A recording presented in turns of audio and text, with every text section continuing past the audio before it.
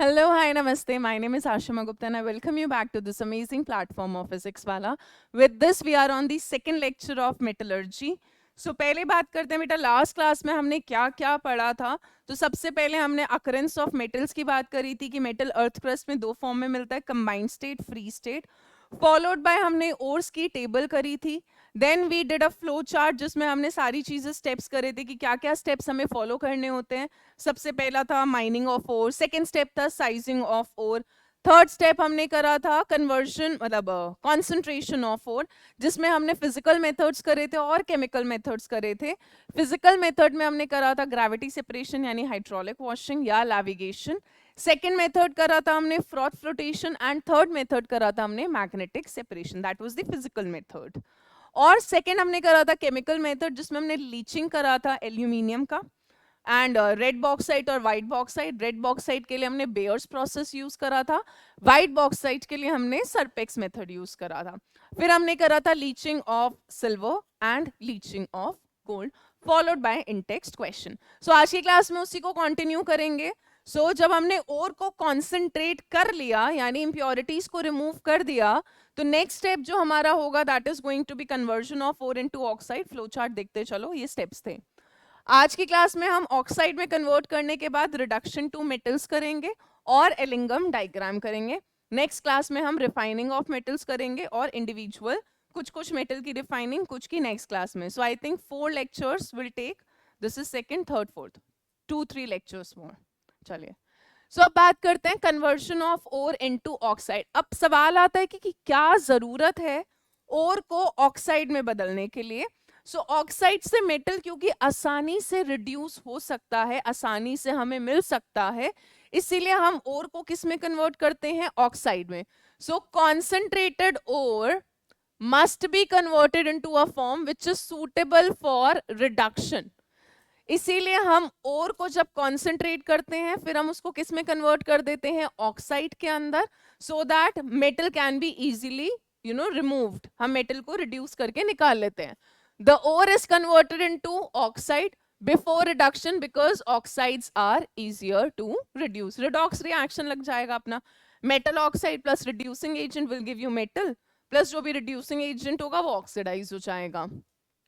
So पहला method है, ये आपने शायद 10th में भी पढ़ा हुआ है, कैल्सिनेशन और रोस्टिंग. सो कैल्सिनेशन वो प्रोसेस होता है जिसमें हम ओर को हीट करते हैं इन एब्सेंस ऑफ एयर और in a very limited supply of air. और इसके अंदर जो आपकी ओर होती है वो किस में कन्वर्ट हो जाती है, ऑक्साइड के अंदर. सी से कैल्सिनेशन, सी से कार्बोनेट. दोबारा सुन लो, सी से कैल्सिनेशन, सी से कार्बोनेट. सो ये मेथड यूज होता है generally for carbonate ores, for hydroxides and वो और जिनमें वाटर प्रेजेंट होता है, हाइड्रेटेड. ठीक है. So in this process ore is heated at temperature of course below melting point, क्योंकि हमें ओर को मेल्ट नहीं करना. तो below melting point generally in the absence of air और very limited supply of air to expel water. या तो water remove करते हैं फ्रॉम हाइड्रेटेड या hydroxide ore and carbon dioxide from carbonate ore. तो एग्जाम्पल देते हैं सीधा. CaCO3 लाइमस्टोन हीट करेंगे यानी कैल्सिनेशन करेंगे, बिलो मेल्टिंग पॉइंट पे हीट करना है, तो आपको क्या मिल जाएगा बेटा, CaO प्लस CO2. तो और किस में कन्वर्ट हो गई, ऑक्साइड. अब इससे बस मेरे को कैल्शियम निकालना है रिड्यूस करके. ठीक है. ऐसे ही अगर मैं डोलामाइट लूं CaCO3 डॉट MgCO3, तो ये किस में कन्वर्ट होगा, CaCO3 will decompose to CaO plus CO2. MgCO3 किस में टूटेगा, MgO plus CO2. तो यहाँ पे बेटा मुझे कितने मोल्स मिल जाएंगे, 2 मोल्स मिल जाएंगे CO2 के. कोई हाइड्रेटेड और ले लेती हूँ, मान लो Fe2O3 डॉट 3H2O लिया, हीट करा, पानी निकल जाएगा, मॉइस्चर लूज हो जाएगा. तो हीट करूंगी, water of crystallisation will be lost as water vapour और मुझे मेटल ऑक्साइड मिल जाएगा. अब इससे मेटल निकालना है, तो हम और को ऑक्साइड में इसीलिए कर रहे हैं क्योंकि यहाँ से मेटल रिड्यूस करना आसान है. कोई हाइड्रोक्साइड ले लेती हूँ, जैसे हम कर ही रहे थे, एल्यूमिनियम हाइड्रोक्साइड को जब हीट कर रहे थे तो हमें एल्यूमिनियम ऑक्साइड मिल रहा था, एल्यूमिना, और वाटर निकल रहा था, है ना. So calcination is basically use for carbonate ores, hydrated oxides और हाइड्रेटेड ऑक्साइड ओर्स या फिर हाइड्रोक्साइड्स. हाइड्रेटेड ऑक्साइड और हाइड्रोक्साइड में से मॉइस्चर वाटर रिमूव होता है, कार्बोनेट और में से क्या रिमूव होता है, CO2 होता है, ठीक है। नेक्स्ट है एडवांटेजेस क्या क्या है कैल्सिनेशन करने के, क्या फायदे हो रहे हैं कैल्सिनेशन के। पहला, मॉइस्चर रिमूव हो रहा है, ऑर्गेनिक मैटर अगर कुछ है तो वो हाई टेम्परेचर पे डिकम्पोज हो जाता है, निकल जाता है। इसके अलावा जब हम कैल्सिनेशन करते हैं तो जो ओर होती है वो पोरस हो जाती है, पोरस होने की वजह से इजीली वर्क हो जाता है, रेट ऑफ रिएक्शन बढ़ जाता है, सरफेस एरिया बढ़ जाता है। So ore becomes porous, the reaction occurs at faster rate, और जो आगे रिडक्शन वगैरह वाले प्रोसेस होते हैं वो हमारे लिए आसान हो जाते हैं।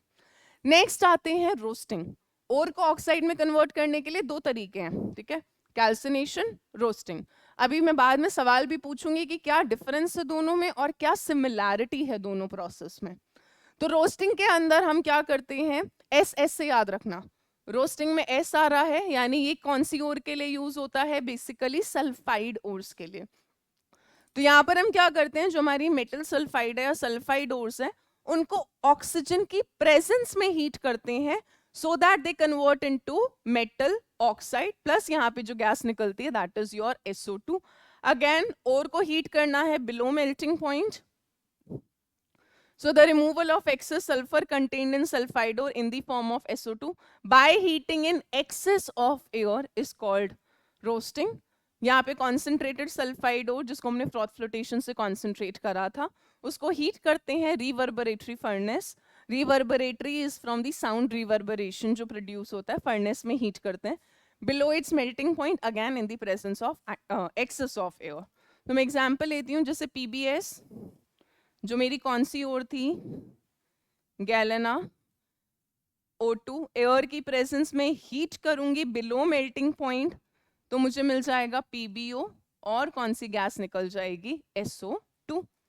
ZnS ले लेते हैं, जिंक ब्लेंड, O2 एयर की प्रेजेंस में हीट करूंगी मुझे मिल जाएगा ZnO, और कौन सी गैस निकल जाएगी, SO2, है ना। तो यहाँ पे भी मेटल ऑक्साइड मिल रहा है, अब मेटल ऑक्साइड से मेटल ऑब्टेन करना वो हम रिडक्शन करके ऑब्टेन कर सकते हैं। सो अगर आपसे पूछा जाए, एडवांटेजेस पे अब आती हूँ, अगर आपसे पूछा जाए कि what is the difference between roasting and calcination, तो डिफरेंस क्या हो जाएगा कि रोस्टिंग में हम क्या कर रहे हैं, we are heating the ore in the excess of air to convert into metal oxide. Calcination में we are heating the ore in the absence और very limited supply of air. Roasting is used for sulfide ores to convert into metal oxide. Calcination is used for, calcination किसके लिए use हो रहा है, carbonate ores, hydrated oxide ores, hydroxides के लिए हो रहा है। इसके अलावा कैल्सिनेशन बेसिकली आपका डीकॉम्पोजिशन मेथड है, ध्यान से देखो, डीकॉम्पोजिशन है ना, सिंगल रिएक्टेंट गिविंग यू 2 और मोर प्रोडक्ट्स, जबकि ये वाला जो है आपका this is a redox reaction, ये रिड्यूस हो रहा है ना। सो आप यहाँ पे देखोगे ये रिडॉक्स है, सल्फाइड ऑक्साइड में कन्वर्ट हो रहा है, तो यहाँ पे हम बेसिकली मेटल सल्फाइड को मेटल ऑक्साइड में ऑक्सीडाइज कर रहे हैं। अब सिमिलैरिटी, दोनों में सिमिलैरिटी क्या है कि दोनों में हम ओर को एक तो बिलो मेल्टिंग पॉइंट पे हीट करते हैं, और दोनों ही मेथड में मैं ओर को किस में कन्वर्ट कर रही हूँ, मेटल ऑक्साइड में। वो अलग बात है कि अलग अलग ओर्स के लिए एप्लीकेबल है, absence and presence of air है, but similarity that both the methods are used to convert ore into oxide. Second, in both the methods ore is heated below melting point. तो similarities और difference याद रखना है, क्योंकि school में जब subjective question आते हैं, so this is a very common question that differentiate between roasting and calcination, right? चलिए, next advantages of roasting, excess sulfur remove हो रहा है as SO2 volatile oxide। इसके अलावा अगर मेरी ओर के अंदर इम्प्योरिटीज प्रेजेंट है किसी और एलिमेंट की, जैसे कि आर्सेनिक हो गया, एंटीमनी हो गया, फॉस्फोरस हो गया, तो they are also removed as volatile oxide. जैसे आपका एंटीमनी ऑक्सीजन के साथ कंबाइन करके एंटीमनी ऑक्साइड वॉलेटाइल है, उड़ जाएगा, आर्सेनिक, फॉस्फोरस, तो ये वॉलेटाइल ऑक्साइड में कन्वर्ट होते हैं रोस्टिंग में ही, क्योंकि एक्सेस ऑफ एयर है, ऑक्साइड बनाते हैं, वो वॉलेटाइल है, वेपर्स की फॉर्म में रिमूव हो जाते हैं। इसके अलावा PbS, Cu2S and HgS partial roasting is carried out, इनमें हम पार्शियल रोस्टिंग करते हैं बिकॉज ये जो सल्फाइड ओर होती है ये इजीली मेटल में रिड्यूस हो जाती है बाय सेल्फ रिडक्शन।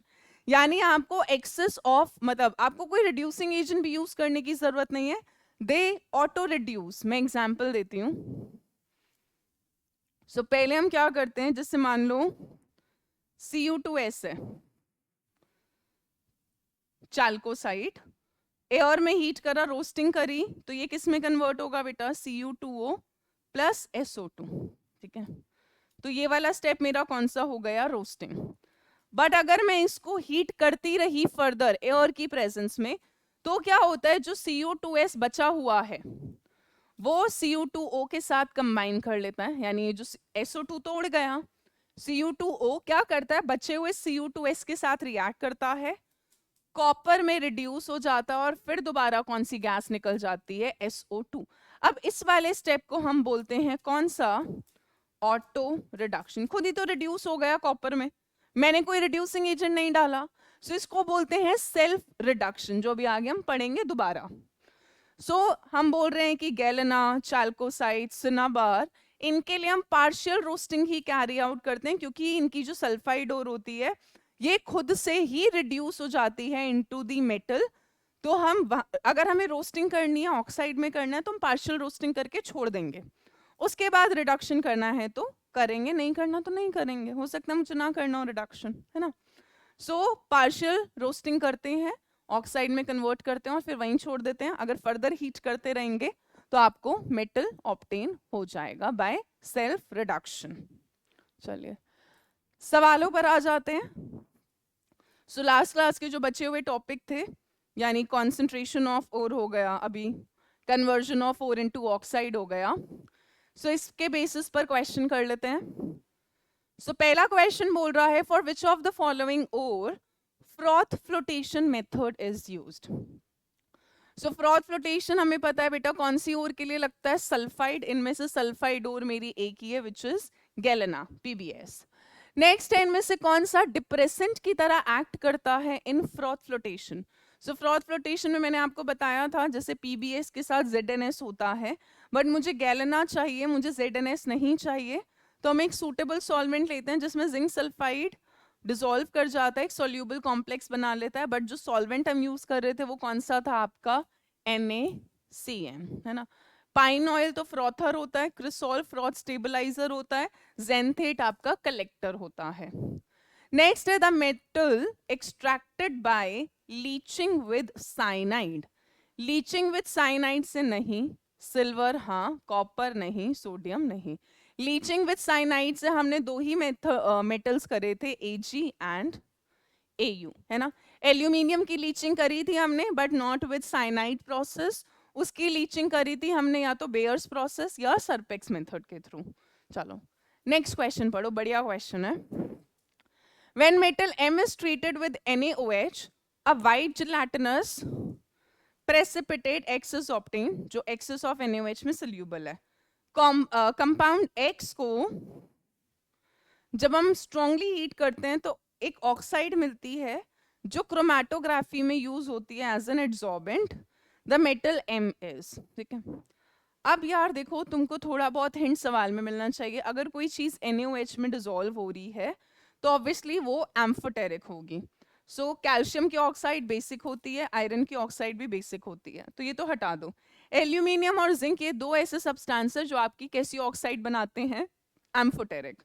बट अब उसने बोला है जो ऑक्साइड है that is used in chromatography as an adsorbent.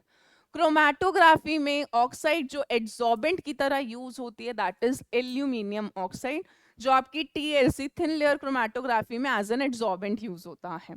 So reaction अगर मैं देखूं तो यहाँ पर क्या होगा, Al जब NaOH के साथ रिएक्ट करेगा तो पहले आपका प्रेसिपिटेट बनता है एल्यूमिनियम हाइड्रोक्साइड का, ठीक है, वाइट जिलेटिनस।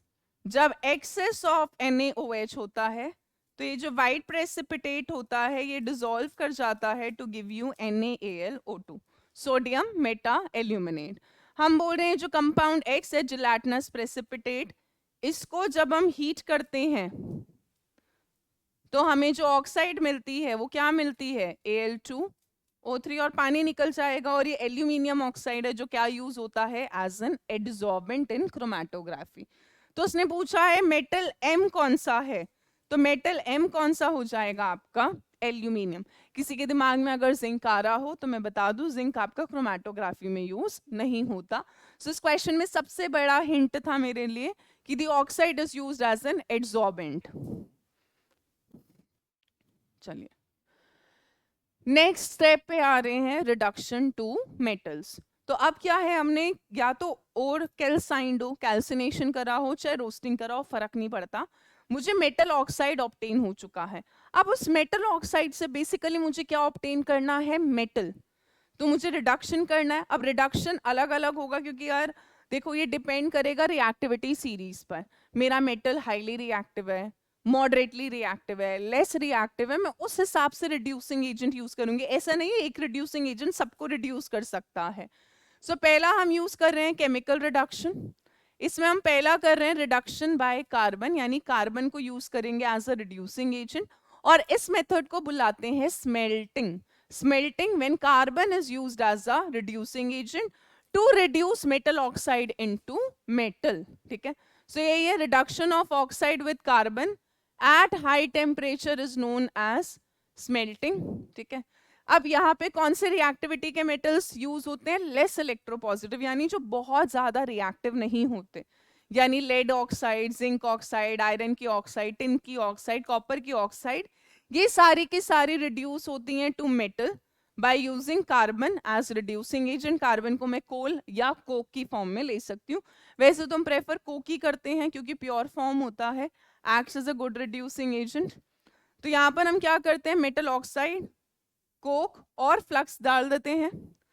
तो metal oxide will reduce into metal, coke यानी carbon will oxidise into CO2, flux basically अगर कोई इंप्योरिटी बच गई होगी जो कॉन्सेंट्रेशन ऑफ 4 में नहीं रिमूव हो पाई, तो वो आपकी इंप्योरिटी फ्लक्स के साथ रिएक्ट करके क्या बना देती है, स्लैग बना देती है। सो जैसे कि zinc oxide plus carbon reduction, carbon से कार्बन मोनोऑक्साइड ऑक्सीडेशन, तो कार्बन कैसा एक्ट करेगा, it will act as a reducing agent. Similarly lead oxide to lead reduction, SnO2 to SN reduction, Fe2O3 to Fe reduction, ठीक है। So these reactions are carried out at high temperature because at high temperature carbon acts as a very good reducing agent. So इन सब में हम जो भी हमारा metal oxide है उसको कोक के साथ हीट करते हैं एट अ हाई टेम्परेचर, उस पर आपका जो कार्बन होता है it acts as a very very good reducing agent. So अगर मैं बात करूँ स्मेल्टिंग में क्या क्या चीजें ध्यान रखनी है, पहला स्मेल्टिंग में कार्बन यानी coke is used as a reducing agent.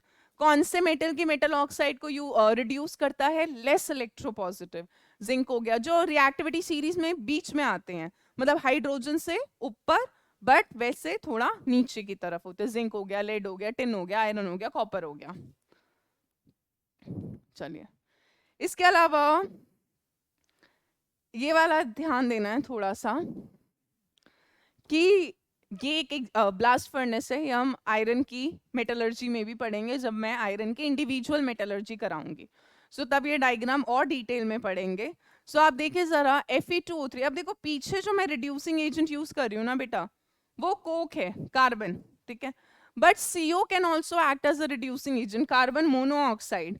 तो अगर Fe2O3 को मैं CO के साथ रिएक्ट करवा रही हूँ तो रिड्यूस तो कर रहा है, रिडक्शन, CO में ऑक्सीडाइज हो गया, ऑक्सीडेशन, तो CO is also acting as a reducing agent.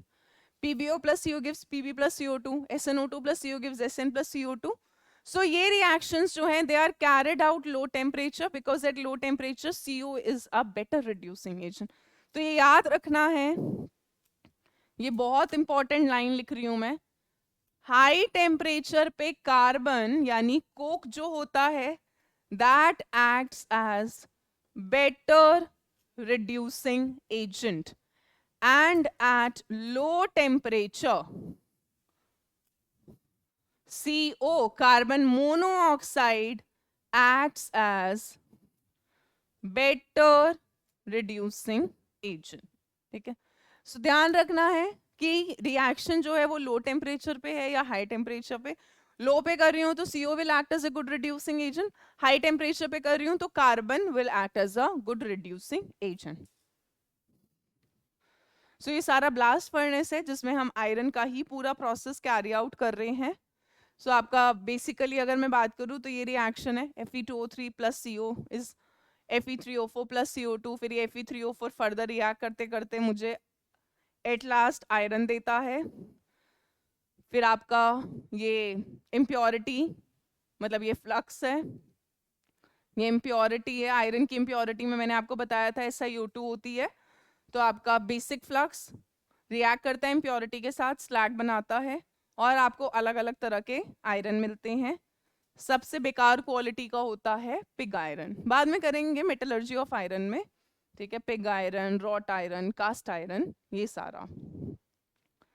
चलिए नेक्स्ट कर रहे हैं एल्यूमिनोथर्माइट प्रोसेस। बहुत बहुत बहुत इंपॉर्टेंट है, बहुत सवाल भी आता है, ठीक है, या फिर थर्माइट वेल्डिंग बोलते हैं। सो इस प्रोसेस में आपको नाम से समझ आ रहा है aluminium of course is used as a reducing agent, ठीक है। स्मेल्टिंग में carbon is used as a reducing agent, aluminothermite में aluminium is used as a reducing agent. तो इस प्रोसेस में metal oxide of generally manganese, titanium, chromium and iron, ठीक है, iron की हम इससे भी रिड्यूस कर सकते हैं, will be reduced when require which require high temperature. और हाई टेम्परेचर पे अब देखो यार सवाल आता है कि मैम इन वाले मेटल्स को हम कार्बन से क्यों नहीं, या जो भी हाईली रिएक्टिव मेटल्स होते हैं उनको हम carbon as a reducing agent से क्यों नहीं रिड्यूस करते। तो अगर मेरा मेटल हाईली रिएक्टिव है और कार्बन के साथ जब मैं हीट कर रही हूँ तो मुझे हाई टेम्परेचर चाहिए, क्योंकि carbon acts as a good reducing agent at high temperature. तो हाईली रिएक्टिव मेटल क्या करता है बेटा, कार्बन के साथ रिएक्ट करके क्या बना लेता है, carbide. Metal plus carbon will form metal carbide. तो मुझे एक अनरिक्वायर्ड प्रोडक्ट मिल रहा है, जबकि मुझे वो नहीं चाहिए। मैं चाहती हूँ मेटल ऑक्साइड सिर्फ मेटल में रहे, बट यहाँ पे क्या होगा, जो मेटल मिलेगा वो कार्बन के साथ रिएक्ट करके मेटल कार्बाइड में बना कन्वर्ट हो जाएगा और आपको एक अननेसेसरी प्रोडक्ट मिल रहा है विच इज नॉट रिक्वायर्ड। तो इसीलिए हाईली रिएक्टिव मेटल्स के लिए we do not use carbon as a reducing agent. तो वही लिखा है हाई टेम्परेचर पे carbon react with metal to form metal carbide, ठीक है। सो एल्यूमिनोथर्माइड में हम एल्यूमिनियम यूज करते हैं as a good reducing agent. There are certain reasons. पहला कि एल्यूमिनियम की ज्यादा एफिनिटी होती है टुवर्ड्स ऑक्सीजन, तो जब भी मेटल ऑक्साइड से एल्यूमिनियम रिएक्ट करता है तो वो खुशी खुशी रिएक्ट करता है, क्योंकि वो ऑक्सीजन के साथ बढ़िया स्टेबल ऑक्साइड बना लेता है। इसके अलावा ये रिएक्शन बहुत एक्सोथर्मिक होता है, तो एक बार ये रिएक्शन स्टार्ट हुआ उसके बाद ये चलता जाता है जब तक सारा मेटल ऑक्साइड किस में रिड्यूस नहीं हो जाता, मेटल में। You just have to initiate the reaction, आपको बस इग्नाइट कराना है, आग लगाने एक होता है ना, दो लोगों में वैसे ही बन नहीं रही थी, तुमने बस आग लगा दी और उसके बाद तुम शो देखते रहते हो, बढ़िया लड़े जा रहे हैं लड़े जा रहे हैं। तो यहाँ पे भी ऐसे वंस यू इग्नाइट और you initiate the reaction it will keep going, metal oxide will reduce to metal. So chromium, manganese और आयरन के लिए अब रिएक्शन देखें जरा। Cr2O3 को जब मैं एल्यूमिनियम के साथ रिएक्ट कराऊंगी तो ये ऑक्सीडाइज हुआ, तो ये कैसा एजेंट बेटा, जो ऑक्सीडेशन जाता है वो कैसा एजेंट होता है, रिड्यूसिंग एजेंट। और Cr2O3 को क्या कर देगा, रिड्यूस कर देगा इनटू मेटल। सिमिलरली Fe2O3 को किस में रिड्यूस कर देता है, Fe में, और खुद ऑक्सीडाइज हो जाता है। ऐसे ही मैंगनीज का भी कर लेते हैं। Mn3O4 reacts with aluminium, you will get manganese, और आपको साथ में क्या मिल जाता है, Al2O3। तो एल्यूमिनियम ऑक्सीडाइज होगा और जो भी मेरी मेटल ऑक्साइड है वो मेटल में क्या हो जाएगी, रिड्यूस हो जाएगी। अब ध्यान देना है रिएक्शन बी। ये रिएक्शन जो होता है ये यूज होता है इन दी वेल्डिंग ऑफ रेलवे ट्रैक्स। तो बेसिकली क्या है, क्योंकि ये रिएक्शन हाईली एक्सोथर्मिक होता है, ऑफ कोर्स शुरू कराने के लिए आपको टेम्परेचर चाहिए, कुछ ना कुछ तो चाहिए ना यार रिएक्शन स्टार्ट कराने के लिए। कोल को भी जब जलाना होता है तो आप शुरू में तो कोल में थोड़ी तो आग लगाओगे कि इग्नाइट हो सके, इनिशिएट हो सके, इग्निशन टेम्परेचर तो पहुंचाऊंगी। तो यहाँ पे भी आप रिएक्शन को स्टार्ट करवाते हो, आप टेम्परेचर देते हो, आप हीट देते हो, आप इग्नाइट कराते हो। बट उसके बाद रिएक्शन कंटिन्यू होता है और जो ये रिएक्शन होता है वह हाईली एक्सोथर्मिक होता है। और इस रिएक्शन में क्या होता है बेटा, जो आयरन ऑब्टेन होता है वो मिलता है आपको मोल्टन स्टेट में, पिघला हुआ।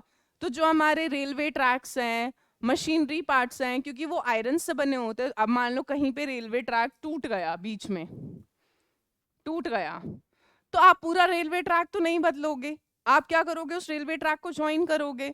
अब आयरन का मेल्टिंग पॉइंट बहुत हाई होता है, तो ये नहीं है कि तुम फर्नेस में आयरन को हीट करके लाओगे रेलवे ट्रैक तक और फिर वहां पे, और आप उतना टेम्परेचर तक हीट करके रास्ते में लाओगे तो ठंडा हो जाएगा, फर्नेस तो पूरा उठा के नहीं लेके जाओगे। तो हम क्या करते हैं, वहीं पर then and there railway track के वहां पे रिएक्शन कैरी आउट कराते हैं। सो हम एक क्रूसिबल के अंदर अपना ये लेते हैं, आयरन ऑक्साइड लेते हैं, एल्यूमिनियम पाउडर लेते हैं, इस रिएक्शन को इग्नाइट कराते हैं using the magnesium ribbon and barium peroxide का मिक्सचर होता है।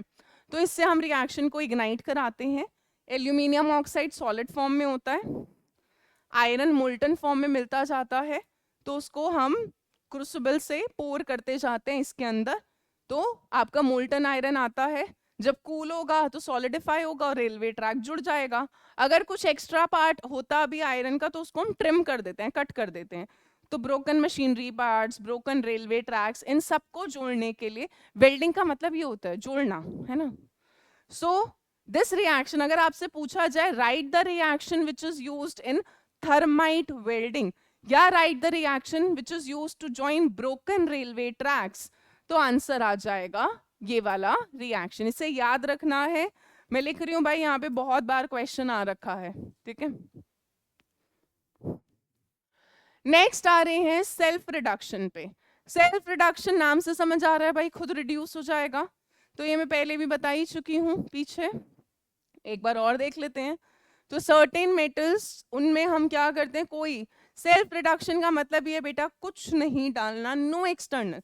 स्मेल्टिंग में आप कार्बन डाल रहे हो, एल्यूमिनोथर्माइट में आप एल्यूमिनियम डाल रहे हो, यहाँ पे no external reducing agent is required, ये खुद से रिड्यूस हो जाते हैं। तो यहाँ पर क्या होता है, जो मेटल सल्फाइड और होती है उसको हम पार्शियली रोस्ट करते हैं टू गिव सम ऑक्साइड, फिर ये ऑक्साइड रिड्यूस हो जाती है to the metal by the remaining sulphide ore, जो बची हुई सल्फाइड ओर होती है उसके साथ मेटल ऑक्साइड कंबाइन करता है हाई टेम्परेचर पे in the absence of air, and the process is known as self reduction। ये यूज होता है for less reactive metals, जैसे कॉपर हो गया, मरकरी हो गया, लेड हो गया। सो जैसे PbS प्लस O2 रिएक्ट करा तो PbO प्लस SO2 मिला, पार्शियल रोस्टिंग कैरी आउट हुई। फिर ये जो PbO है बेटा, ये बचे हुए, ये रिमेनिंग PbS के साथ कंबाइन करता है हाई टेम्परेचर पे, तो आपको फाइनली आपका क्या मिल जाता है, Pb प्लस क्या मिल जाता है आपका SO2, ठीक है। सेल्फ रिडक्शन कॉपर के लिए कोशिश करें, खुद लिखे, मैंने पीछे लिखवाया था। कॉपर के लिए जो मेन ओर होती है सल्फाइड की, that is Cu2S, partial roasting होगी, बैलेंस खुद कर लेना, PR समझ जाना, partial roasting, you will get Cu2O plus SO2। Now this Cu2O will combine with the remaining Cu2S जो बचा हुआ है, उसके साथ ये बचा हुआ मतलब Cu2O जो बना वो रिएक्ट करता है at high temperature to give you copper plus SO2, ठीक है। सो ये सेल्फ रिडक्शन है, ऑटो रिडक्शन है कि खुद से हो रहा है, हमें कोई एक्सटर्नल रिड्यूसिंग एजेंट डालने की जरूरत नहीं पड़ती। नेक्स्ट है आपका सेल्फ रिडक्शन ऑफ कॉपर ही दे रखा है जो बहुत इंपॉर्टेंट है। अब ध्यान से देखें यार जरा, Cu2S के साथ है FeS, ठीक है, प्लस है SiO2, ठीक है।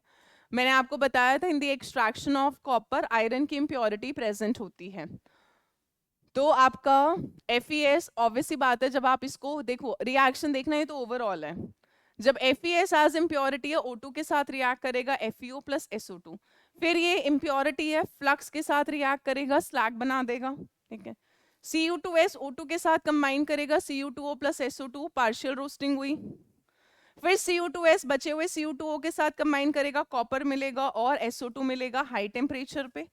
इस कॉपर को जो हमें ऑब्टेन हो रहा है बाय सेल्फ रिडक्शन, इस कॉपर को बुलाते हैं ब्लिस्टर कॉपर। बहुत इंपॉर्टेंट है, सवाल आ रखा है।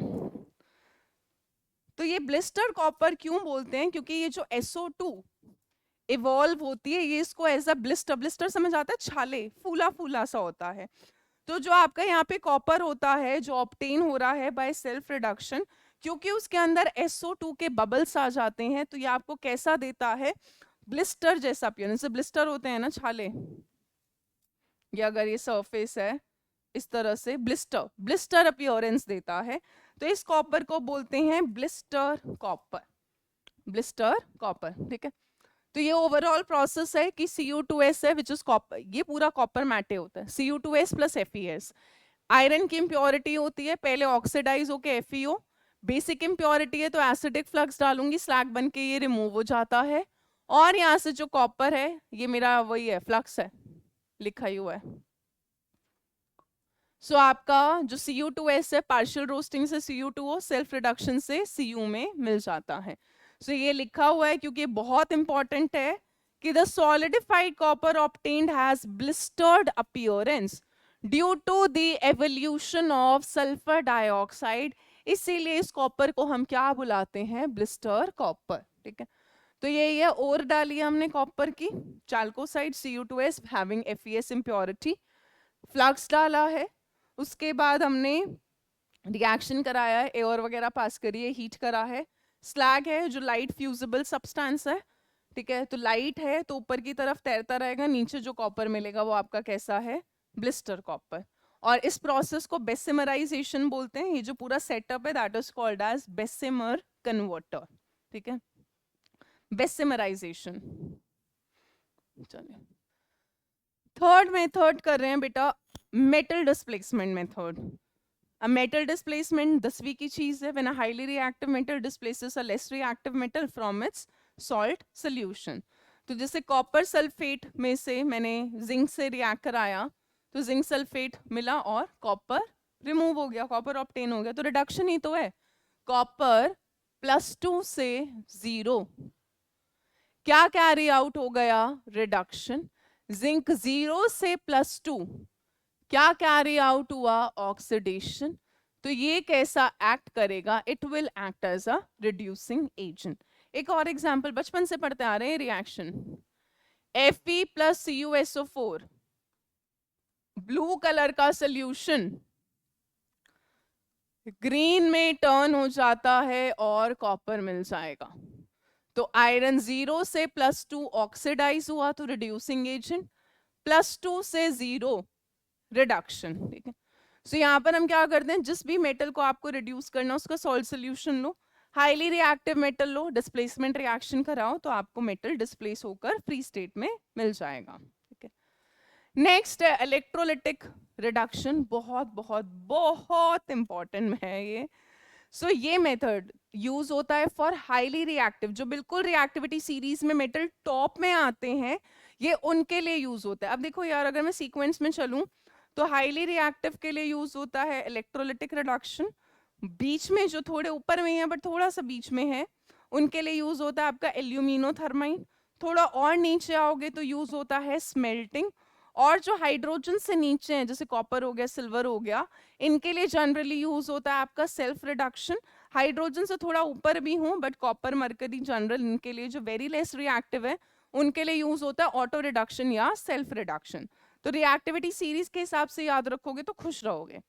सो ये मेथड यूज होता है mainly for the extraction of highly electropositive metals. वो हाईली इलेक्ट्रोपॉजिटिव कौन कौन से हैं? ये है आपका पोटेशियम, सोडियम ग्रुप 1 के या 1A के, ग्रुप 2A में आ जाता है आपका मैग्नीशियम, कैल्शियम और एल्यूमिनियम, इनके लिए यूज होता है। सो ये हाईली रिएक्टिव मेटल्स कार्बन से रिड्यूस नहीं हो सकते क्योंकि कार्बाइड बना लेंगे। आपका एल्यूमिनियम को एल्यूमिनियम से तो हटाऊंगी नहीं, प्लस ये पोटेशियम सोडियम जो है एल्यूमिनियम से रिड्यूस नहीं हो सकते क्योंकि एल्यूमिनियम से ऊपर आते हैं। इसके अलावा आप इनको डिस्प्लेसमेंट रिएक्शन से नहीं करोगे क्योंकि इनके सॉल्ट सोल्यूशन वगैरह है, और आप अगर पोटेशियम सोडियम करोगे भी तो हाईली रिएक्टिव मेटल है, फायर वगैरह कैच कर लेता है, कोई सेंस नहीं बनता। तो इनको हम रिड्यूस करते हैं यूजिंग इलेक्ट्रोलिटिक रिडक्शन। सो यहाँ पर क्या करते हैं, इलेक्ट्रोलिसिस कैरी आउट करते हैं ना cell, small amount of electrolyte डालते हैं, suitable electrolyte which is added. अब क्यों डालते हैं हम इलेक्ट्रोलाइट यहाँ पर? सो यहाँ पर इलेक्ट्रोलाइट डालने के कुछ कुछ पर्पस है। पहला, मेल्टिंग पॉइंट लोअर डाउन कर देता है ऑफ द मेन इलेक्ट्रोलाइट, ठीक है। सो जो मेन कंपाउंड है जिसको मुझे इलेक्ट्रोलिसिस करना है वो तो है ही, इसके साथ हम बेटा थोड़ा सा एक और इलेक्ट्रोलाइट डालते हैं एक्सटर्नली, ठीक है। जैसे मान लो मेरे को सोडियम क्लोराइड का इलेक्ट्रोलिसिस करना है, तो सोडियम क्लोराइड के इलेक्ट्रोलिसिस में NaCl तो है ही मोल्टन फॉर्म में, बट उसमें हम थोड़ा सा कैल्शियम क्लोराइड डाल देते हैं। ऐसे एल्यूमिनियम ऑक्साइड का रिडक्शन करते हैं तो क्रायोलाइट और फ्लोरस्पार ऐड कर देते हैं एज एन इलेक्ट्रोलाइट। तो इलेक्ट्रोलाइट डालने का क्या क्या रीजन है आपका? पहला, मेल्टिंग पॉइंट रिड्यूस हो जाता है, कंडक्टिविटी इंक्रीज हो जाते हैं क्योंकि आयन ज्यादा प्रोड्यूस होते हैं, दूसरा आपका कोरोजन वगैरह के चांसेस रिड्यूस हो जाते हैं। So these are the three reasons कि why we add the additional electrolyte. पहला, मेल्टिंग पॉइंट रिड्यूस करने के लिए, दूसरा आपका हो गया कंडक्टिविटी इंक्रीज करने के लिए क्योंकि ज्यादा आयंस बनेंगे, डिसोसिएट ज्यादा होंगे, और कोरोजन वगैरह को रिड्यूस करने के लिए। एग्जाम्पल लेते हैं, सोडियम, मेटालिक सोडियम को एक्सट्रैक्ट करने के लिए, बनाने के लिए from sodium chloride process use होता है डाउन्स प्रोसेस। तो इसमें हम क्या करते हैं, एक बड़ा सा टैंक लेते हैं, NaCl लेते हैं मोल्टन पिघला हुआ, उसमें थोड़ा सा क्या ऐड कर देते हैं, CaCl2, और ग्रेफाइट की रॉड्स डालते हैं, एक ग्रेफाइट है, एक आपका आयरन है, ठीक है। So one is your graphite जिसको हमने क्या बनाया है, एनोड। एनायन नेगेटिव, एनोड होता है पॉजिटिव। कैटायन पॉजिटिव, कैथोड होता है नेगेटिव। इलेक्ट्रोलिटिक सेल में, ये इलेक्ट्रोलिटिक सेल है, ठीक है। तो वेरियस रिएक्शन जो टेक प्लेस करेंगे, अब ध्यान से देखें। सो अगर मैं बात करूं ऑन फ्यूजन, मेल्टिंग पर क्या होगा बेटा, NaCl जो मोल्टन है ये किस में टूट जाएगा, into Na plus and Cl minus. Cation positive वो किस पर जाएगा बेटा, कैथोड पर, क्योंकि कैथोड कौन सा होता है, नेगेटिवली चार्ज। कैथोड पर क्या कैरी आउट होता है, रिडक्शन। तो Na प्लस क्या करेगा, इलेक्ट्रॉन गेन करेगा और किस में रिड्यूस हो जाएगा, सोडियम मेटल में।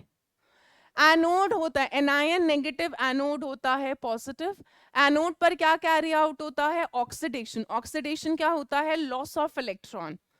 तो Cl माइनस कन्वर्ट होगा Cl में और क्या लूज कर देगा, इलेक्ट्रॉन, है ना। तो NaCl में बेटा बहुत सारे Cl माइनस होंगे, तो 2Cl minus will lose 2 electron, आप और आपको कौन सी गैस मिल जाएगी, Cl2 गैस। तो आपको एनोड पर कौन सी गैस मिलेगी, क्लोरीन गैस।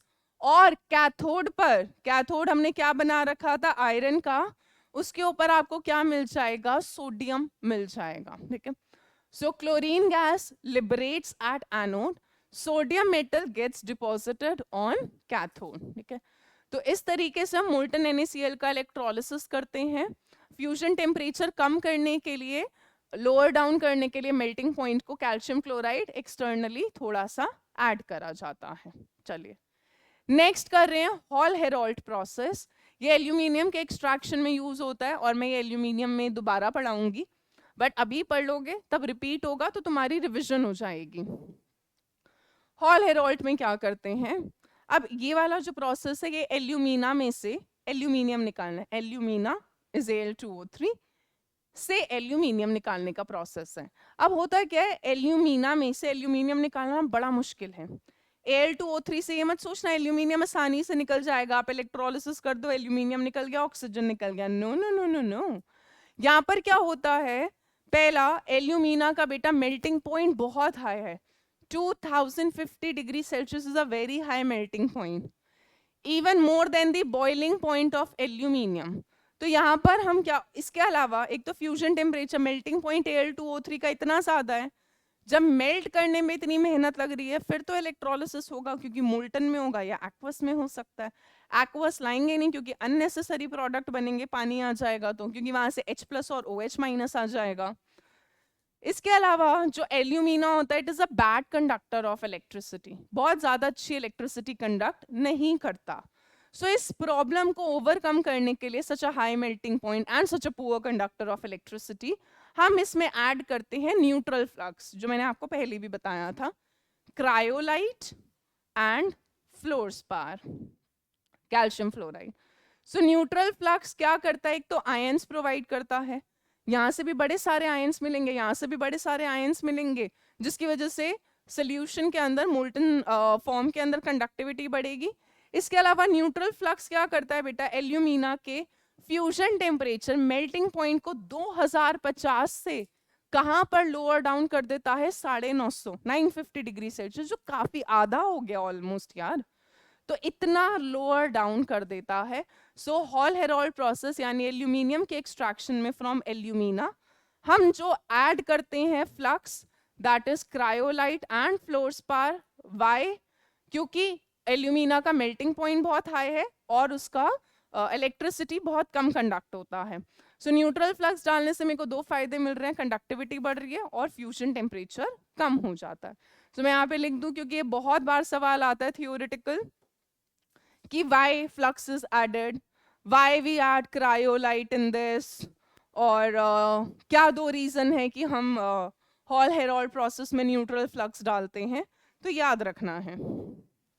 चलिए अब रिएक्शन की बात करते हैं. तो क्रायोलाइट है, क्रायोलाइट बेसिकली क्या था बेटा, Na3Al(F6). तो ये बेसिकली आपका होगा, एक तो Al(F3) होगा और NaF होगा, उसके कितने मोल्स होंगे, 3 मोल्स होंगे, तभी तो फॉर्मूला आएगा Na3Al, 3 और 3 6 फ्लोरीन. ठीक है, किसी को कंफ्यूजन हो रहा हो ये Al(F3) कहाँ से आ गया. तो क्रायोलाइट से एल्यूमिनियम फ्लोराइड है, एल्यूमिनियम फ्लोराइड डिसोसिएट होगा, मोल्टन है ऑफ कोर्स, आयंस में टूटेगा, aluminium ion, fluoride ion. Cathode पे रिडक्शन होता है, तो aluminium will gain 3 electrons, will reduce into aluminium. Fluoride ion बेटा इलेक्ट्रॉन खोएगा और किस में कन्वर्ट हो जाएगा, फ्लोरीन गैस में. अब ये जो फ्लोरीन है ये रिएक्ट करता है विद Al2O3 और दोबारा मुझे क्या दे देता है, Al(F3), और अब कौन सी गैस रिलीज हो जाती है, H2, आपकी ऑक्सीजन. ठीक है, फ्रॉम Al2O3, अगर मेरा रिएक्शन Al2O3 के थ्रू हो रहा है, दोनों का दे रखा है, क्रायोलाइट से हो रहा है तो क्या हो रहा है, तो भी मुझे एल्यूमिनियम कहाँ पे मिल रहा है, कैथोड पे, मुझे तो एल्यूमिनियम ही चाहिए, बाकी तो साइड प्रोडक्ट है. कैथोड पे हो रहा है एल्यूमिनियम ऑक्साइड, किस में टूटेगा बेटा, it will dissociate into aluminium ions and oxide ion. Cathode पे फिर से रिडक्शन होगा, aluminium will gain electron, will reduce into aluminium. Anode पर क्या होगा, जो ऑक्साइड आयन है वो कार्बन के साथ रिएक्ट करके क्या कर देता है, CO2 बना देता है और लॉस ऑफ इलेक्ट्रॉन हो जाता है. Oxidation is loss of electron.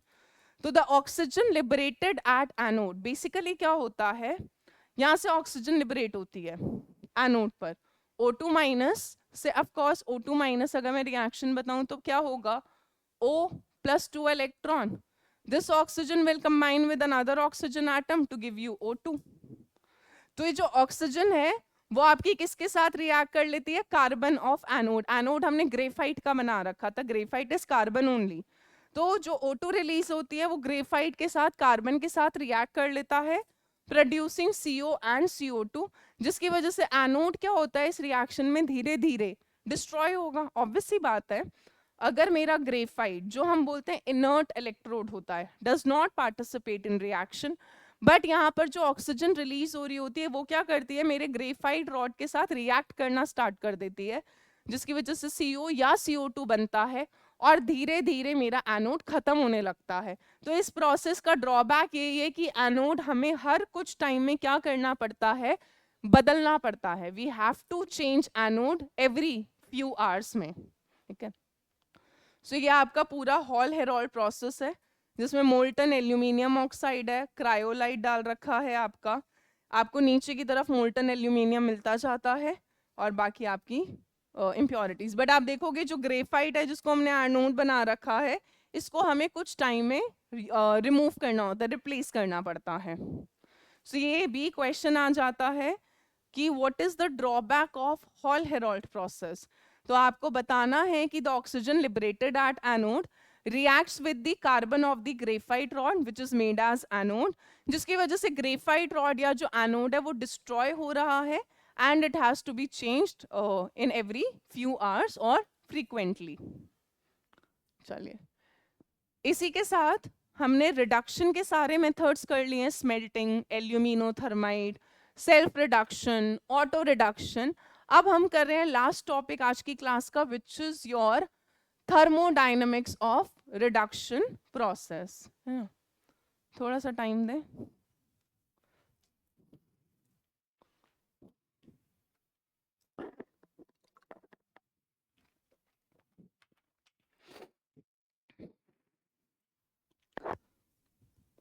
Ellingham diagram, ये मत सोचना कि बहुत सारी कहानी लिखी है एनसीईआरटी में तो समझ नहीं आएगा. It is very easy, you just have to understand कुछ कुछ पॉइंट्स. इसमें हमें सारे पॉइंट्स या पूरी इतनी कहानी याद नहीं करनी, इतनी कहानी पढ़नी नहीं है, सिर्फ कुछ मेन बातों का ध्यान रखोगे तो एलिंगम डायग्राम से जो भी सवाल आएगा वो तुम कर पाओगे. सो ये बेसिकली एलिंगम डायग्राम हमें फिजिबिलिटी बताता है ऑफ पायरोमेटलर्जिकल. पायरो का मतलब है जो हीट से रिलेटेड मेटलर्जिकल प्रोसेस है, उनकी फिजिबिलिटी की, क्या ये मेटलर्जिकल प्रोसेस हीट के थ्रू फिजिबल है या नहीं है, उसकी फिजिबिलिटी कौन बताता है आपको? Ellingham diagram. Using of course this equation delta G is equal to delta H minus T delta S. 11 से पढ़ रहे हो थर्मोडायनेमिक्स में. अगर डेल्टा जी नेगेटिव होता है या डेल्टा जी लेस देन 0 होता है तो हम बोलते हैं प्रोसेस जो है वो स्पॉन्टेनियस है इन फॉरवर्ड डायरेक्शन. अगर डेल्टा जी पॉजिटिव है या लेस नेगेटिव है, ठीक है, डेल्टा जी अगर पॉजिटिव है तो हम बोलते हैं प्रोसेस अनस्टेबल है या नॉन स्पॉन्टेनियस है इन द फॉरवर्ड डायरेक्शन. और अगर डेल्टा जी 0 होता है तो हम बोलते हैं कि जो भी मेरा प्रोसेस है या जो रिएक्शन है वो क्या अटेन कर चुका है? इक्विलिब्रियम. ये 3 कंडीशन होती है, delta G less than 0, delta G more than 0, delta G equal to 0. So जब pyrometallurgical process which contain more than one type of reaction तो उनकी स्पॉन्टेनिटी एक्सप्लेन होती है बाय एलिंगम डायग्राम. और एलिंगम डायग्राम में पहली चीज, पहला अगर आपसे पूछे क्या बताता है? फिजिबिलिटी बताता है प्रोसेस की कि होगा या नहीं होगा हीट के थ्रू. कौन सी इक्वेशन यूज करता है? आपकी Gibbs equation which is delta G is equal to delta H minus T delta S. तीसरा, एलिंगम डायग्राम के अंदर जो हम ग्राफ प्लॉट करते हैं वो किसके करते हैं? That is delta G versus delta T. जहां जहां से सवाल आ रहे हैं मैं बार बार बता रही हूँ. So delta G versus delta T के ग्राफ प्लॉट करते हैं. अब आप कहोगे क्या हमें ग्राफ याद करना है? नहीं, हमें ग्राफ याद करने की जरूरत नहीं है. कितना याद करोगे मुझे बताओ? नहीं याद कर सकते आप इस चीज को, ठीक है. चलो, ग्राफ को ध्यान से देखना जरा. कहीं कहीं पर देखोगे बेटा आप पॉजिटिव है स्लोप, है ना. अब आप देख रहे होगे कि मैडम यहाँ पे बिल्कुल स्ट्रेट लाइन है, एकदम से हो गया ग्राफ, एकदम से पॉजिटिव में चला गया. तो ये ध्यान रखें, सडन इंक्रीज इन ग्राफ शो करता है मेल्टिंग, यानी स्टेट चेंज हुई है, यानी मेरा जो भी मेटल है वो एकदम से क्या हो गया है? पिघल गया, मेल्ट हो गया. So when there is a sudden increase in the graph then it shows basically the melting, की सॉलिड लिक्विड में चेंज हुआ है. इसके अलावा जहां पे बेटा दो ग्राफ इंटरसेक्ट करे, दोबारा सुनो, जहां पे दो ग्राफ, दो अलग अलग मेटल्स के ग्राफ इंटरसेक्ट करे उस पॉइंट पर याद रखना डेल्टा जी किसके बराबर होगा? आपका 0 के. डेल्टा जी किसके बराबर होगा? 0 के. अब इक्वेशन पे ध्यान दो. इक्वेशन क्या आती है हमारी? Delta G is equal to delta H minus T delta S, है ना. Delta G equal to negative. Negative कब आएगा? थोड़ा ध्यान देना, ठीक है. नेगेटिव यानी प्रोसेस स्पॉन्टेनियस कब हो सकता है? ठीक है, अगर मेरा देखो नेगेटिव होने के लिए बेसिकली क्या है, या तो ये वाली टर्म भी नेगेटिव आए और ये वाली टर्म भी कैसी आए, नेगेटिव आए। ये वाली टर्म नेगेटिव कब आएगी, जब डेल्टा एस क्या हो, पॉजिटिव, अच्छा खासा पॉजिटिव हो, टेम्परेचर भी हाई हो। ये पॉजिटिव होगा, ये हाई होगा, तो ये पूरी टर्म बेटा नेगेटिव होगी, है ना, समझ रहे हो। अगर मान लो ये पॉजिटिव में है, ये भी पॉजिटिव में है, और वैल्यू दोनों की ज्यादा है, तो मान लो ये 300 में है, माइनस में, और डेल्टा एच भी अच्छा खासा नेगेटिव है, मान लो -200 है, तो ये वैल्यू -500 आएगी। तो अगर डेल्टा जी को नेगेटिव होना है, एक तो delta H should be highly negative, क्योंकि अगर डेल्टा एच हाईली नेगेटिव नहीं हुआ, मान लो ये तो -300 आ गया, but delta H highly positive था, तो उस केस में डेल्टा जी नेगेटिव नहीं आएगा, ठीक है।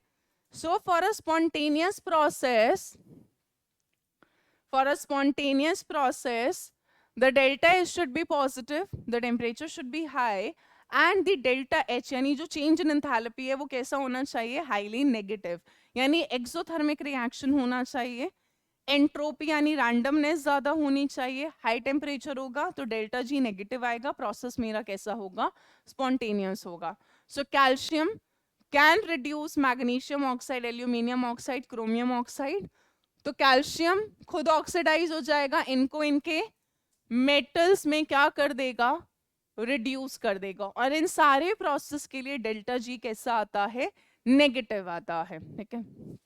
चलिए नेक्स्ट है डेल्टा जी पॉजिटिव, यानी प्रोसेस कैसा है, नॉन स्पॉन्टेनियस है। तो नॉन स्पॉन्टेनियस प्रोसेस कब होगा, कब होगा, डेल्टा जी बेटा पॉजिटिव कब आएगा, जब डेल्टा एस नेगेटिव हो, टेम्परेचर लो हो, तो ये नेगेटिव नेगेटिव पॉजिटिव बन जाएगा, और अगर डेल्टा एच नेगेटिव भी है तो भी आपका वैल्यू है तो लेस नेगेटिव आएगा, और अगर डेल्टा एच पॉजिटिव है प्लस पॉजिटिव है तो ये वैल्यू कैसी आ जाएगी, पॉजिटिव आ जाएगी, ठीक है। सो जैसे chromium which is basically lower in the reactivity series, still reducing calcium oxide, magnesium oxide or aluminium oxide into aluminium, magnesium and calcium. This is not a spontaneous process. पहला obviously बात है, chromium नीचे आता है reactivity में, तो कैसे highly reactive metal को डिस्प्लेस कर देगा, कर भी रहा है, तो प्रोसेस नॉन स्पॉन्टेनियस है। अब एलिंगम डायग्राम में जो सबसे इंपॉर्टेंट लाइन है वो ये है, according to Ellingham diagram the below metal can reduce the oxide of metal above it in the graph, ठीक है। जैसे कि अगर मैं आपसे पूछूं, ये वाला टेम्परेचर देखते हैं 1200 1400, ये 1350 के अराउंड होता है, ठीक है। सो अभी क्या है, मैग्नीशियम नीचे है, एल्यूमिनियम ऊपर है, ठीक है। तो जो मैग्नीशियम है वो एल्यूमिनियम ऑक्साइड को रिड्यूस कर सकता है बिलो 1350 पे। Magnesium can reduce zinc oxide also, magnesium can reduce iron oxide also, copper oxide also, यानी मैग्नीशियम से ऊपर जितने भी मेटल ऑक्साइड है वो उन सबको मेटल में रिड्यूस कर सकता है, बट कोई मेटल जो नीचे है जैसे एल्यूमिनियम मैग्नीशियम ऑक्साइड को रिड्यूस नहीं कर सकता, ठीक है। सो the below metal can reduce all the metal oxide above it, अपने से ऊपर वो किसी भी मेटल ऑक्साइड को मेटल में रिड्यूस कर सकता है, बट कोई मेटल अपने से नीचे वाले को रिड्यूस नहीं करेगा। यही है लिंगम डायग्राम का सबसे मेन इंटरप्रिटेशन है, ठीक है। सो एफिनिटी ऑफ बिलो मेटल जो है वो उसकी ऑक्सीजन के लिए ज्यादा होती है, तो वो क्या करता है, ऊपर वाले को रिड्यूस कर देता है, खुद ऑक्सीडाइज हो जाता है।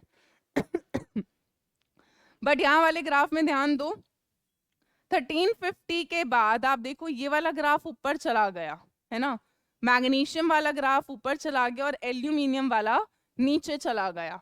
तो 1350 के बाद क्योंकि मैग्नीशियम वाला ऊपर है एल्यूमिनियम वाला नीचे है, तो एल्यूमिनियम मैग्नीशियम ऑक्साइड को रिड्यूस कर सकता है, बट कब, after 1350 degree Celsius. So below 1350 पे magnesium can reduce Al2O3, but 1350 के बाद एल्यूमिनियम नीचे आ गया तो वो मैग्नीशियम ऑक्साइड को रिड्यूस कर सकता है। बस एलिंगम डायग्राम में इतना ही था। अब सवाल कर लेते हैं, है ना। तो सवाल कह रहा है इनमें से कौन सा स्टेटमेंट सही है फॉर एलिंगम डायग्राम। एक बार ध्यान से पढ़ें जरा सारी स्टेटमेंट को।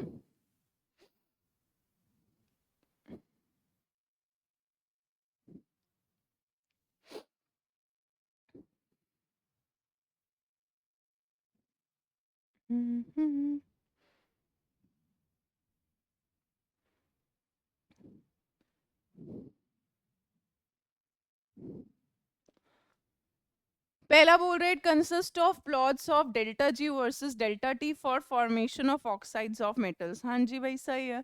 Delta G versus delta T, it helps in predicting the feasibility of thermal reduction of an ore. हाँ सही है। जो बिलो वाला है वो अपने ऊपर वाले को रिड्यूस कर सकता है, बट जो ऊपर वाला है वो अपने नीचे को रिड्यूस नहीं कर सकता। Change in slope of a plot indicates the change in physical state of metal oxide. हाँ मैंने आपको बताया अगर सडन चेंज आ जाए ग्राफ के अंदर, स्लोप के अंदर, तो आप समझ जाओ फिजिकल स्टेट चेंज हुई है, मेल्टिंग हुआ होगा, यानी सॉलिड किस में कन्वर्ट हुआ होगा, लिक्विड में। तो all of the statements are correct for Ellingham diagram. चलिए नेक्स्ट है इन टेक्स्ट क्वेश्चन की बात कर लेते हैं 6.3 एंड 6.4। सो पहला वाला बोल रहा है the reaction Cr2O3 plus aluminium giving you Al2O3 plus chromium, delta G negative दे रखा है, तो थर्मोडाइनमिकली रिएक्शन फीजिबल है। डेल्टा जी नेगेटिव है यानी स्पॉन्टेनियस है, फीजिबल है। बट हम बोल रहे हैं कि why does this reaction not take place at room temperature.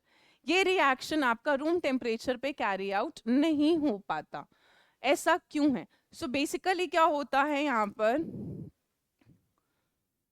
all the reactants and products are in solid state at room temperature, due to which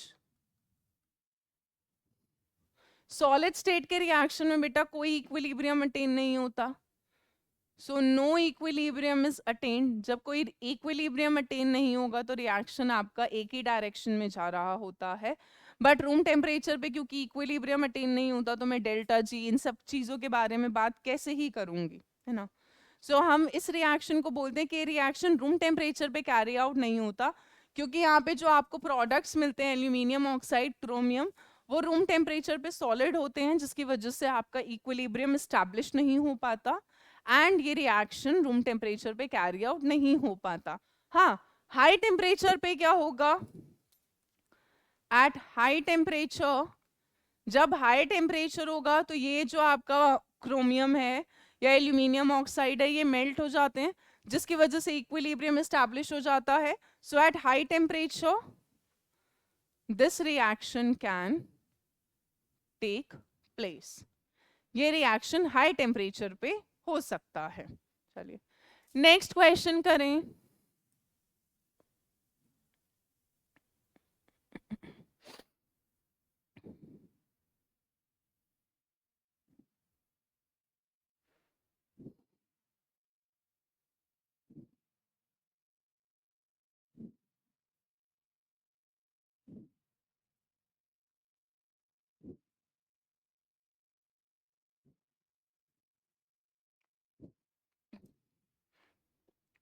next बोल रहा है is it true that under certain conditions magnesium can reduce Al2O3 and aluminium can reduce MgO, what are those conditions. So Ellingham diagram में ही जाओ जरा, देखो भाई मैंने आपको बताया था 1350 में क्या है, से पहले मैग्नीशियम नीचे एल्यूमिनियम ऊपर है, तो ये मैग्नीशियम एल्यूमिनियम ऑक्साइड को रिड्यूस कर सकता है। अबव 1350 पे नहीं होगा, अबव 1350 पे मैग्नीशियम ऊपर चला गया, एल्यूमिनियम नीचे, तो 1350 डिग्री सेल्सियस के अबव एल्यूमिनियम रिड्यूस कर सकता है। तो आंसर क्या हो जाएगा, बिलो 1350 डिग्री सेल्सियस, है ना, जो आपका मैग्नीशियम है क्योंकि वो ग्राफ में नीचे था, can reduce Al2O3 into aluminium, but above 1350 degree Celsius. 1350 के बाद क्योंकि एल्यूमिनियम का ग्राफ नीचे आ जाता है, मैग्नीशियम का ऊपर चला जाता है, so above 1350 degree Celsius aluminium can reduce MgO। ठीक है, सो ये कंडीशन है। ऊपर वाला क्वेश्चन भी समझ आ गया होगा कि रिएक्टेंट प्रोडक्ट सॉलिड स्टेट में थे रूम टेम्परेचर पे, जिसकी वजह से इक्विलिब्रियम नहीं अटेन हो पाता, क्योंकि आपका जो इक्विलिब्रियम के इक्विलिब्रियम होता है, या जो डेल्टा जी वाला इक्वेशन लगाते हो आप, which is delta G not minus R T L N K equilibrium, तो आपका आर टी पे रूम टेम्परेचर पे ये रिएक्शन नहीं कैरी आउट हो पाता। R is gas constant, T is temperature, so room temperature पे नहीं हो पाता क्योंकि कोई इक्विलिब्रियम एस्टैब्लिश नहीं हो पाता। सॉलिड सॉलिड सॉलिड सॉलिड में कोई इक्विलिब्रियम एस्टैब्लिश नहीं होगा, बट हाई टेम्परेचर पे रिएक्शन हो जाता है क्योंकि क्रोमियम मेल्ट कर जाता है, जिसकी वजह से मैं फिर बता रही हूँ क्रोमियम मेल्ट करता है। और क्योंकि इक्वेशन आपकी क्या लग रही थी, delta G is equal to delta G delta H minus T delta S. बेटा जब कोई चीज सॉलिड से लिक्विड में मेल्ट करेगी, रैंडमनेस बढ़ेगा, डेल्टा एस बढ़ता है, टेम्परेचर बढ़ ही रहा है, तो ये वाली चीज इंक्रीज हो रही है, नेगेटिव वाली वैल्यू इंक्रीज हो रही है। नेगेटिव की वजह से डेल्टा जी, एच अगर नेगेटिव है तो negative negative positive, but sign negative का आएगा, तो डेल्टा जी जो होता है इट बिकम्स मोर नेगेटिव, और प्रोसेस कैसा होता जाता है आपका स्पॉन्टेनियस। और इस वाले में याद रखें 1350 से पहले मैग्नीशियम रिड्यूस करता है और 1350 के बाद एल्यूमिनियम रिड्यूस करता है। सो आई होप आपको सारे क्वेश्चन अभी आज की क्लास तक का, मैं बहुत ज़्यादा थ्योरी एक क्लास में नहीं पढ़ा रही हूँ क्योंकि of course the chapter is very theoretical, I know that. So मैं यही कोशिश कर रही हूँ कि बिट्स एंड पीसेस में चैप्टर अच्छे से आराम से कवर करे, क्योंकि क्लास रोज़ आएगी आपकी। सो ऐसा नहीं है कि मुझे सिलेबस कराने का बहुत ज़्यादा जल्दी है। सो आज की क्लास में हमने रिडक्शन तक करा है मेटल का, एलिंगम डायग्राम कर लिया। नेक्स्ट क्लास में हम रिफाइनिंग ऑफ मेटल्स करेंगे, which is the last step, followed by कुछ इंडिविजुअल एक्सट्रैक्शन, जैसे एल्यूमिनियम का, आयरन का, कॉपर का, जो जो हमारे एनसीईआरटी के सिलेबस में है। सो नेक्स्ट क्लास में या नेक्स्ट टू नेक्स्ट में होपफुली आपका चैप्टर खत्म हो जाएगा। सो आज की क्लास के जो पेजेस हैं they are from page number 155 to 159। So यहाँ तक की एनसीईआरटी एक बार पढ़ें, इन टेक्स्ट क्वेश्चंस को खुद ट्राई करें एक बार सॉल्व करने की, and I will see you in the next class. Thank you so much. Bye bye. Take care.